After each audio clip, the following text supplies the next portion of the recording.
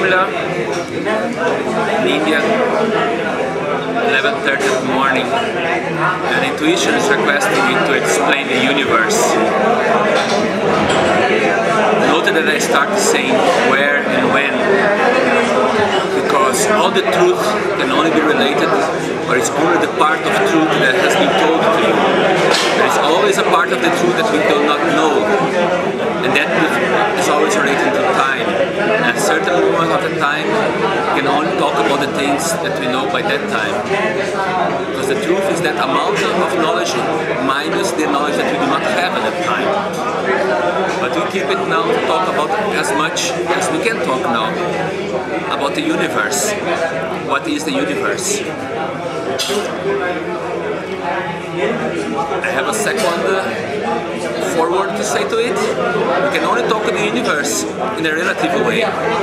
Like in quantum physics, you can only explain an atom or wherever you are studying according to a perspective, to the point where you are analyzing it.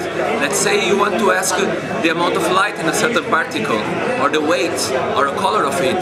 For each question, you get the answer in the measure that you ask it. If you're looking for the weight, you have the weight. If you're looking for the radioactivity, you get the radioactivity. So it's always in relation to the perspective of your question. There is not an out-point answer for any question in physical quantities, as well in the macro regarding to the universe. So we can only explain the universe if you think about your point of view. So to explain that, we have to start learning about our point of view, about what we are.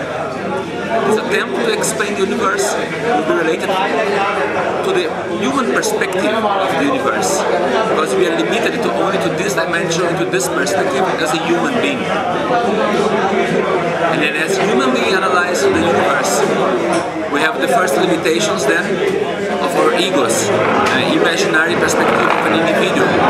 If you can transcend it and it sees us as a race, we have a collective conscience with the moral taboos of different cultures. On this way we can approach the universe then as a collective being. And before going further into the universe, I would recommend that each person to take a look at, for instance, in this book, Prometheus Rising, that gives some ideas about how the mind and body works. There are many other books, not that this is especially good, but this is one of them.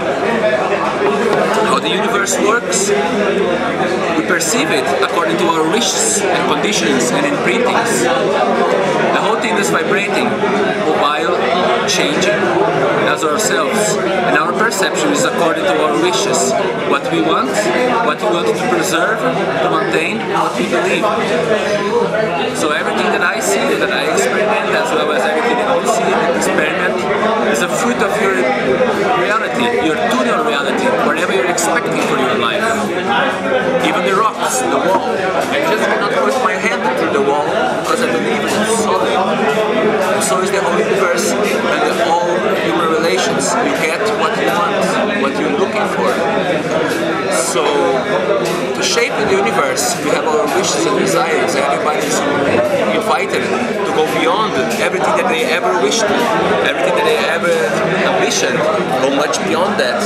And that's that we as a race collective will design a new universe, or we are designing every moment, more or less robotized.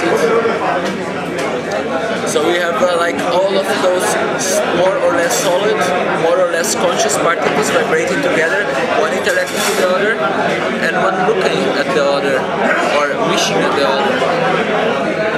And this way this universe is like intercalated and interdependent. And each one of us as human is a part of this universe shaping Lila, as they say, Lila history.